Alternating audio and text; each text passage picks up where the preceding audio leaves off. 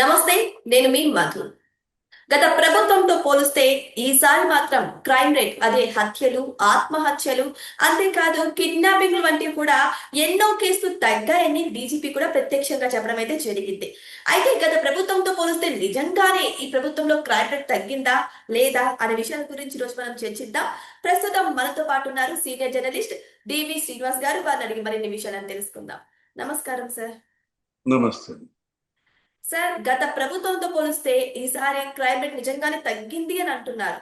అది నిజమే అంటారా? అంటే కొత్త సంవత్సరం వస్తోంది. ఈ సంవత్సరం పనితీరు పైన సమీక్షించుకోవటం. ఇప్పుడు గత ఏడాది కన్నా ఈ ఏడాది మరి పోలీసు శాఖ పనితీరు మెరుగుపడిందని, చేపట్టినటువంటి సంస్కరణలు సత్ఫలితాలని ఇచ్చాయని, క్రైమ్ రేట్ తగ్గిందని ఇవాళ పత్రికల్లో కూడా హైలైట్ అయ్యింది. మీరు అన్నట్టుగా డీజీపీ మరి హరీష్ కుమార్ గుప్తా ఇవాళ ప్రెస్ మీట్ కూడా పెట్టారు. అంటే జగన్మోహన్ రెడ్డి హయాంలో పోలీస్ శాఖ పనితీరు టోటల్ గా అప్రదిష్ట పాలైంది. ఏది ఐపీఎస్లు జేపీఎస్లుగా మారారని, అసలు అదే ఇండియన్ మరి పీనల్ సర్వీస్ కాస్త జగన్ పీనల్ సర్వీస్ అని పేరు, ఐపీసీ జేపీసీగా మారిందన్నారు. Indian penal code Jagan penal code అయిందన్నారు.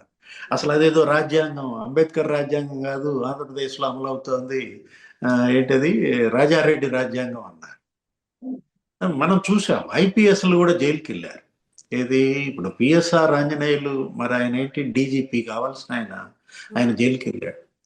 అదే కాదు ఇప్పుడు సునీల్ కుమార్, లేకపోతే సంజయ్, కాంతిరాణా టాటా, లేకపోతే విశాల్ గున్ని, ఐపీఎస్లు సస్పెండ్ అయ్యారు. అంటే అటు మరి ఇలాంటి పరిస్థితుల్లో వచ్చినటువంటి ఈ ప్రభుత్వం ఏది మరి సంవత్సర కాలంలోనే మరి గత ఏడాది కన్నా ఈ ఏడాది కిడ్నాపులు తగ్గాయి అన్నారు. 15.8% కిడ్నాప్స్ తగ్గాయి. హత్యలు లేకపోతే అత్యాచారాలు ఇవన్నీ కూడా కంట్రోల్ అయ్యాయన్న వార్తలు ఇవాళ మరి ప్రజలకి అది పన్నీటి జల్లే. ఏది ఇప్పుడు గతంలో అయితే బాధితుడు స్వేచ్ఛగా పోలీస్ స్టేషన్కి వెళ్ళే పరిస్థితి లేదు. అంటే వాళ్ళు ఇచ్చిన ఫిర్యాదు రిజిస్టర్ అయ్యే అవకాశం లేకుండా మనం చూసాం. గతంలో పోలీస్ స్టేషన్లని ఎలా వైసీపీ వాళ్ళు గుప్పెట పట్టారు. రౌడీల యొక్క పుట్టినరోజులు పోలీస్ స్టేషన్లో చేశారు. అంటే ఇన్స్పెక్టరే కేక్ కట్ చేస్తాడు, ఆ రౌడీ షీటర్ నోట్లో కేక్ పెడతాడు. అంటే దాసోహం చేసినట్టుగా అప్పట్లో ఏంటి ఇప్పుడు మనం చూసాము. ఎవరో పిల్లాడు మరి 10వ తరగతి చదివే కుర్రాడు వాళ్ళ అక్కని ఏడ్పించద్దు అన్నందుకు అతని పైన కిరోసిన్ పోసి తగలబెట్టారు. సజీవ దహనం. అతను ఎవరు అమర్నాథ్ గౌడ్ అని బీసీ 10 ఏళ్ల బిడ్డ. లేకపోతే ఇసుక మీరు తీసుకుపోవద్దు అని చెప్పి ఆ ట్రాక్టర్లు ఇసుక అక్రమ రవాణాను అడ్డుకున్న దళిత యువకులు వాళ్ళని పోలీస్ స్టేషన్ తీసుకుపోయి శిరోముండనం చేశారు. అంటే స్టేషన్లోనే శిరోముండనం. ఇప్పుడు ఈ 18 నెలలు ఈ ప్రభుత్వం ఏర్పడింది. ఇప్పుడు చంద్రబాబు 4.0 ఎక్కడన్నా సజీవ దహనాలు జరిగినాయి అని కానీ, ఎక్కడన్నా శిరోముండనాలు చేశారని కానీ వార్తలు మనం విన్నామా, చదివామా?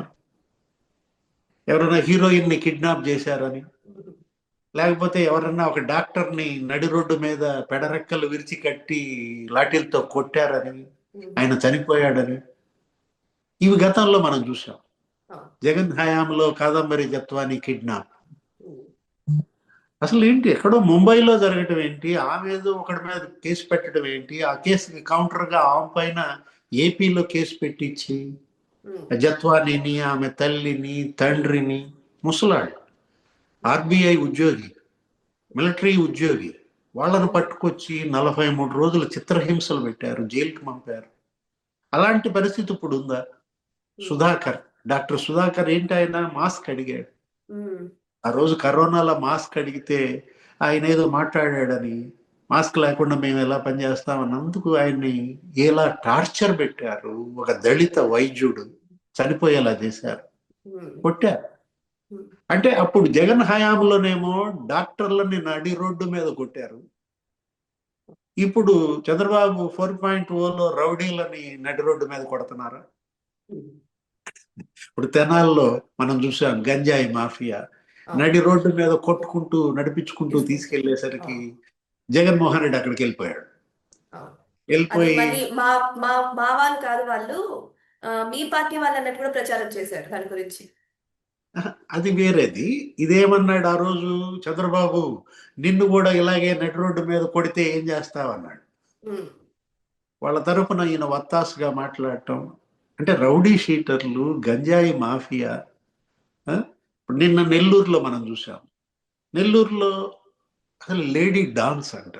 ఉమ్, ఎప్పుడు ఎప్పుడన్నా లేడీ డాన్ అనే పదం మనం విన్నాం, ఏదో సినిమాల్లో చూసేవాళ్ళం. ఆ? అవును. ఎవరు ఆమె, నిడగుంట అరుణ అంట, లేకపోతే అరవ కామాక్షమ్మ అంట. ఉమ్, అరే జనం తిరగబడ్డారు. అక్కడ సిపిఎం నాయకుడిన ఎవరినో గంజాయి వద్దన్నందుకు చంపేశారు. చంపేస్తే జనమే ఆ అరవ కామాక్షి ఇల్లు కూల్చి పారేశారు.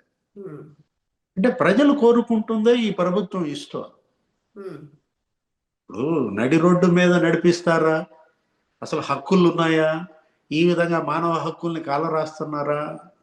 వీళ్ళు గగ్గోలు పెడుతుంటే, ఇప్పుడు ఆ రోజు మరి డాక్టర్ని నడి రోడ్డు మీద లాఠీలతో కొట్టారు. ఏంటి ఆయన చేసిన తప్పు? ఉమ్, మాస్క్ అడగటం తప్ప? ఇవాళ ఎవరిని కొడుతున్నారు, ఎవరిని నడిపిస్తున్నారు? అంటే కొట్టడం తప్పే, ఎవరిని కొట్టినా అది రాజ్యాంగం ఒప్పుకోదు, చట్టం ఒప్పుకోదు. అవును. కానీ మార్పు రావాలి. ఉమ్, ఏది ప్రక్షాళన జరగాలి. ఉమ్, ఇవాళ మరి ఉప ముఖ్యమంత్రి పవన్ కళ్యాణ్ ఏమంటున్నాడు? యోగి ఆదిత్యనాథ్ మోడల్ వాడండి అంటున్నాడు. ఉమ్, ఆయన మొన్న సీరియస్ అవుతూ, ఏంటి అరచేతుల్లో రేఖలు జరిపేస్తా అన్నాడు.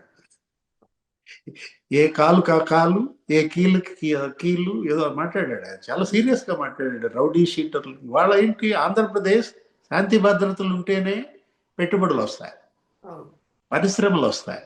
ఉమ్, ఇప్పుడు లా అండ్ ఆర్డర్ లేకపోతే మరి భయపడతారు వాళ్ళు కూడా. పారిశ్రామికవేత్తలు ఇక్కడ పెట్టుబడులు పెట్టడానికి వెనకపోతారు. ఉద్యోగాలు యువతకు రావు. ఉమ్, ఇప్పుడు యూపీ మోడల్ అంటే అక్కడ వీళ్ళు ఏం చూస్తున్నారు? యూపీ మోడల్ ఆదిత్యనాథ్ అనగానే అదేదో రౌడీ షీటర్లు, ఉమ్, కాల్చిపారేయటం, ఎన్కౌంటర్లు, వాళ్ళ ఆస్తులు జప్తు చేయడం, ఉమ్, దాన్ని ఆలోచిస్తున్నారు. ఉమ్, దానివల్ల వచ్చిన సత్ఫలితాలు ఏంటి? ఇప్పుడు యోగి ఆదిత్యనాథ్ మోడల్ అంటే మరి 10 ఏళ్లలో ఏ విధంగా యూపీ నంబర్ 1, నంబర్ 2 ప్లేసులకు వచ్చింది?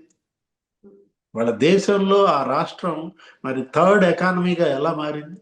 ఉమ్, ఆదిత్యనాథ్ సీఎం అయిన తర్వాత పెట్టుబడులు వెల్లువెత్తుతున్నాయి ఆ రాష్ట్రానికి. కారణం ఏంటి? లా అండ్ ఆర్డర్ ఉంది కాబట్టి. ఉమ్, ఒక భరోసా.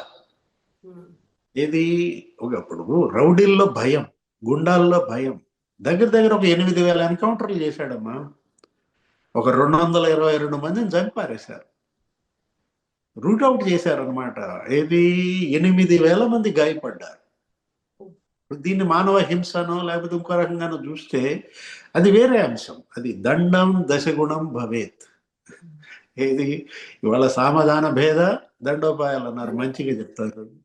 అరే బాబు అది తప్పురా, లేదు బెదిరిస్తారు, కొడతారు, వినకపోతే ఇక దండోపాయం తప్పదు దండోపాయం, కదా. చివరపాయం. ఇవాళ డ్రగ్స్, గంజాయి ఆంధ్రప్రదేశ్ ఏంటి కేర్ ఆఫ్ అడ్రస్ గా చేశాడు జగన్మోహన్ రెడ్డి పాలనలో. ఎక్కడ డ్రగ్స్ దొరికిన మూలాలు ఆంధ్రప్రదేశ్ అన్నారు. ఎక్కడ గుజరాత్, ఎక్కడ కాండ్లా ఎయిర్పోర్ట్, కాండ్లా పోర్ట్. ఆ? కాండ్లా పోర్ట్ లో పట్టుబడిన 25,000 కోట్ల ఆ డ్రగ్స్ తీగ లాగితే నీకు డొంక ఎక్కడ కదిలిందో తెలుసా? బెజవాడ, ఉమ్, సత్యనారాయణపురం కదిలింది. ఆ? కానీ ఎక్కడ విశాఖ, ఉత్తరాంధ్ర మొత్తం డ్రగ్స్, లేకపోతే ఏజెన్సీ. అదేమంటే చిన్నపిల్లలు, ఆ?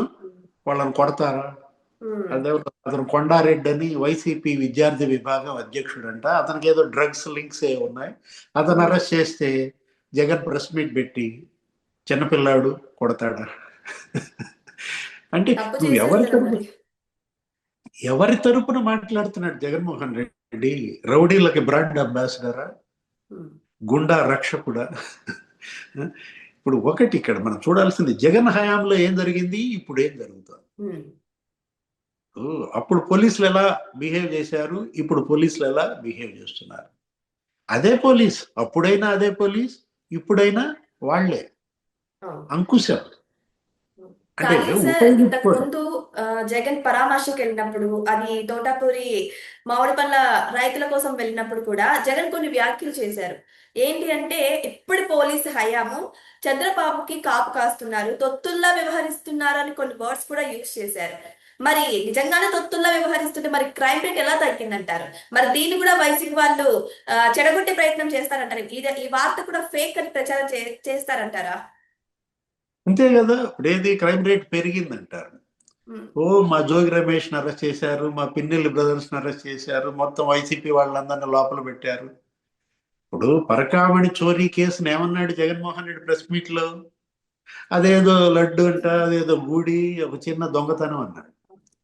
అంటే నీ కంటికి అది చిన్న దొంగతనం అయితే హైకోర్టు ఏమంది? ఇది చిన్న దొంగతనం కాదు, ఇది మహానేరం, ఇది ఘోరం మహాపాపం అని కోట్లాది భక్తులు అంటంటే నీ కంటికి అది చిన్న నేరమా? ఉమ్, అరే ఈవీఎం పగలగొడితే తప్పేంటి అన్నాడు. తప్పేంటి? ఇప్పుడు ఈవీఎం నేల కేసు కొట్టాడు ఎవరు? పిన్నెల్లి అవును. రామకృష్ణారెడ్డి. అందుకే ఇప్పుడు అది కేసు పెట్టింది ఎవరు? ఉమ్, ఎన్నికల సంఘం పెట్టిన కేసు. అప్పటికి అసలు చంద్రబాబు ఇంకా ముఖ్యమంత్రిగా ప్రమాణ స్వీకారం కూడా చేయలేదు. ఉమ్, ఈవీఎం పగలగొడితే తప్ప అంటే అంటే జగన్మోహన్ రెడ్డి ఎవరి తరపున మాట్లాడుతున్నాడు? అతను రౌడీలకి నాయకుడు, లేకపోతే గుండాలకి రక్షకుడు అని అంటోంది. అందుకే అన్నమాట. ఈ రోజు జగన్మోహన్ రెడ్డి ఇవాళ ఏంటంటే అతను నేరాలు, ఘోరాలు వాటినే నమ్ముకున్నాడు. రౌడీలు, గుండాలే అతనికి కుడి ఎడమ భుజాలుగా భావిస్తున్నాడు. అందుకే వాళ్ళ తరఫున వాళ్ళను రూట్ అవుట్ చేస్తుంటే గగ్గోలు పెడుతున్నారు అన్నమాట. ఉమ్, ఏదైనా ఇప్పటికి 18 నెలల్లో జరిగింది ఒక ఎత్తు, ఇంకా 42 నెలలు. అవును. అంటే 1.5 ఇయర్ లోనే ఇంత చుక్కలు చూపించారు కదా, ఇక మరి రాబోయే 3.5 ఏళ్ళు ఇంకెంత చుక్కలు చూపిస్తారు అంటారా? ఉమ్, మొత్తానికి చుక్కలు చూపిస్తున్నారు కానీ ఏం మాట్లాడలేకపోతున్నారు సార్ దాని వల్ల వీళ్ళు పాయింట్ ఏదైనా కోసం శాంతి వెయిట్ కాదు. చేస్తున్నారు. ఏ పాయింట్ దొరికిద్ది దాని పాయింట్ కోసం వెయిట్ చేస్తున్నట్టు అనిపిస్తుంది చూసే వాళ్ళకి కూడా. ప్రజలు కోరుకునేది అది ఏది? శాంతియుత సహజీవనం. ప్రజలు కోరుకునేది భద్రత. ఏం కోరుకుంటాడు సామాన్య పౌరుడు? తనకు, తన కుటుంబానికి, తన ఆస్తికి రక్షణ. ఉమ్, ఇవాళ తన పొలాలు, లేకపోతే తన ఇళ్ళు అవి కబ్జాకు గురి కాకూడదు, ఎవరు నా ఆస్తి ఆక్రమించకూడదు, ఇది కదా పౌరుడు కోరుకునేది. అది ఈ ప్రభుత్వం ఇస్తే చాలన్నమాట. ఏదేమైనా సార్ గత ప్రభుత్వంతో పోలిస్తే ఈ ప్రభుత్వంలో మాత్రం క్రైమ్ రేట్ తగ్గిందని చెప్పడం నిజంగానే సంతోషకరమైన వార్త అని చెప్పొచ్చు. మరి దీని గురించి వైసీపీ వాళ్ళు ఎలా రియాక్ట్ అవుతారో, మరి దీన్ని కూడా ఫేక్ వార్తగా ప్రచారం చేస్తారో వెయిట్ చేసి చూడాల్సిందే. Thank you sir. Thank you. నమస్తే.